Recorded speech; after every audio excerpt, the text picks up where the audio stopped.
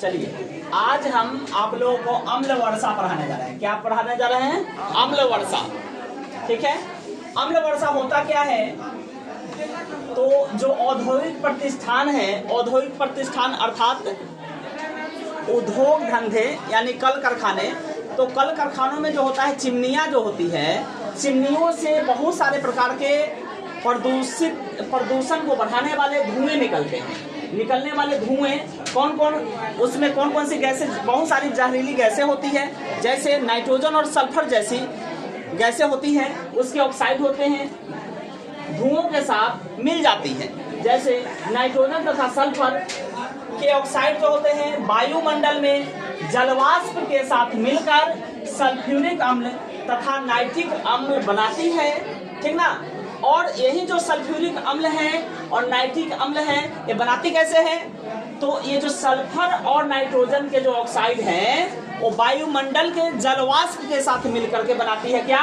Sulphuric अम्ल और nitric अम्ल। सल्फ्यूरिक अम्ल और नाइट्रिक अम्ल। और यही जो सल्फ्यूरिक अम्ल और नाइट्रिक अम्ल जो है वर्षा जो होता है, तो वर्षा जल के साथ मिलकर जमीन पर जब गिरता है तो उसी को हम लोग क्या कहते हैं? अम्ल वर्षा कहते हैं। ठीक है, उसको क्या कहते हैं? अम्ल वर्षा कहते हैं। देखते हैं अब इसकी अभिक्रिया कैसे होती है। अभिक्रिया अब हम लोग देखते हैं, रिएक्शन। अभिक्रिया किस प्रकार होती है? जैसे नाइट्रोजन और सल्फर के ऑक्साइड, माने ये जो नाइट्रोजन है N2, ये हमारे वायुमंडल के ऑक्सीजन के साथ मिलकर क्या बनाती है? Nitrogen oxide. इसको हम लोग नाइट्रिक ऑक्साइड कहेंगे। क्या कहेंगे? नाइट्रिक ऑक्साइड कहेंगे। क्या कहेंगे? नाइट्रिक ऑक्साइड कहेंगे। ठीक ना? अब देखिए इसको संतुलित कर दीजिए। ये जो तीर का निशान है इसके दोनों तरफ है, किसी भी तत्व के परमाणुओं की संख्या बराबर होनी चाहिए, अर्थात N2 है, यहाँ O2 है, माने इसके पीछे अगर 2 लगा देते हैं तो ये बैलेंस हो जाता है। ठीक ना? अब ये देखिए, ये है नाइट्रोजन के ऑक्साइड है। अब इसको क्या हुआ? नाइट्रोजन के जो ऑक्साइड है इसको फिर वायु की उपस्थिति में ये क्या बनाएगा? नाइट्रोजन डाइऑक्साइड बनाएंगे। क्या बनाएंगे? NO2 बनाएंगे। अब देखिए यहाँ ऑक्सीजन 2 और एक 3 है, ये 2 यहाँ लगा दीजिए, 2 नाइट्रिक एसिड है, तो नाइट्रोजन 2, यहाँ इसके पीछे हमको 2 लगाना पड़ेगा, ये बैलेंस हो जाएगा।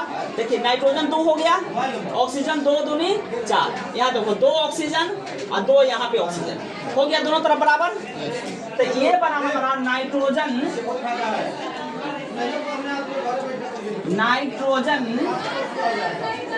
डाइऑक्साइड। क्या बना? डाइऑक्साइड बना। अब देखिए, अब ये जो नाइट्रोजन डाइऑक्साइड, देखो यहाँ क्या कहा है? नाइट्रोजन और सल्फर के ऑक्साइड। तो हम पहला रिएक्शन ले रहे हैं नाइट्रोजन का।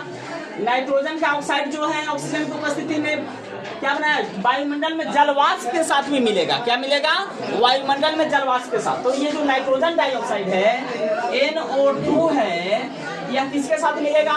H2O के साथ मिलेगा। तो बनाएगा क्या? H2 लगा लीजिए इसके पीछे, तो ये हो जाएगा नाइट्रिक अम्ल बनाएगा। नाइट्रोजन का ऑक्साइड जलवाष्प के साथ मिलकर क्या बनाएगा? नाइट्रिक अम्ल। नाइट्रिक अम्ल का फॉर्मूला होता है HNO3। ठीक है, अब देखिए जरा बच क्या रहा उत्पाद के रूप में? तो नाइट्रिक अम्ल H यहाँ पे है 2 गो, तो एक H का उपयोग हो गया, बचा क्या गो? H 1 गो। ठीक है, यहाँ देखिए N 1 ठो है, यहाँ पे N 2 ठो है, तो 1 गो N भी बच रहा है ना जी? प्लस अब आगे देखो क्या है, और हाइड्रोजन जो है 2 है, यहाँ पे हाइड्रोजन का तो उपयोग हो गया इनका। ऑक्सीजन देखिए 2 दूनी 4, यहाँ पे है 1, 5 है, तो यहाँ पे 3 का उपयोग हो गया ऑक्सीजन का, तो बचेगा क्या गो? 2 गो HNO। इसी को हम लोग क्या कहते हैं? नाइट्रिक अम्ल कहते हैं। क्या कहते हैं? नाइट्रिक अम्ल। यही जो नाइट्रिक अम्ल है वर्षा जल के साथ मिल करके जमीन पर जब गिरता है तो उसको हम लोग क्या कहते हैं? अम्ल वर्षा कहते हैं। क्या कहते हैं? अम्ल वर्षा कहते हैं। First reaction.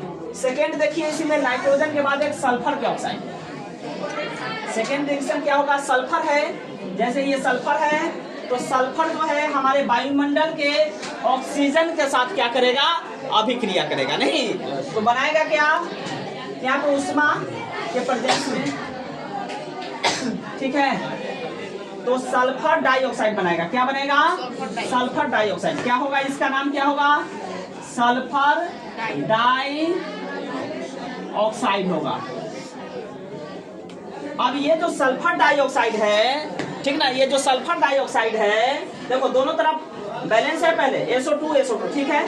ये जो सल्फर डाइऑक्साइड है फिर वायु के प्रेजेंस में अभिक्रिया करेगा ऑक्सीजन के प्रेजेंस में, तो क्या बनाएगा? Sulphur trioxide. क्या बनाएगा? SO3। देखिए ऑक्सीजन 2 दूनी 4 है, यहाँ पे ऑक्सीजन 3 है, यहाँ पे सल्फर 1 है, तो करते क्या है, यहाँ पे हम 2 लगा देते हैं, तो और यहाँ पे भी 2 लगा देते हैं, तो ऑक्सीजन हो जाएगा 2 दूनी 4 और 2 6 हो गया इधर में, ऑक्सीजन इधर हो गया 3 दूनी 6, ठीक ना, बैलेंस हो गया ना। सल्फर 2, इधर भी सल्फर 2, ठीक है। यह जो है इसका नाम होगा सल्फर ट्राइऑक्साइड, सल्फर ट्राइऑक्साइड, ठीक है। अब ये जो सल्फर ट्राइऑक्साइड है SO3 है, ये क्या करेगा? सल्फर के ऑक्साइड जो है वायुमंडल में जल वाष्प के साथ मिलेगा। जल वाष्प मतलब जल का फॉर्मूला क्या होता है?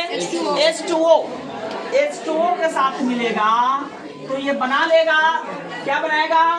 जलवाष्प के साथ मिलकर सल्फ्यूरिक अम्ल बनाएगा। सल्फर क्या बनाएगा? सल्फ्यूरिक अम्ल बनाएगा। तो सल्फ्यूरिक अम्ल होता है H2SO4, ठीक है। देखिए H2 है, H2 यहाँ पे है, S है 3 1 4 SO, oxygen 3 1 4, oxygen 4, sulphur 1 sulphur 1, बिल्कुल बैलेंस हो गया समीकरण। और यही है क्या हमारा सल्फ्यूरिक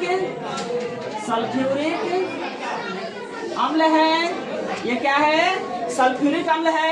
अब यही जो सल्फ्यूरिक अम्ल है वर्षा जल के साथ जमीन पर गिरता है, जो अम्ल वर्षा कहलाती है, ठीक है। तो ये हमारा अम्ल वर्षा, कंप्लीट अम्ल वर्षा के जो जिम्मेवार कारक है सल्फर और नाइट्रोजन के ऑक्साइड, जिसके कारण नाइट्रिक अम्ल और सल्फ्यूरिक अम्ल बनता है, जो वर्षा जल के साथ जमीन पर गिरता है, जिससे क्या होता है? बहुत सारे जीव जंतुओं को नुकसान पहुंचता है, समुद्र में रहने वाले जीव जंतु नष्ट हो जाते हैं और इससे बहुत सारा हानिकारक प्रभाव पड़ता है, ठीक है। ओके।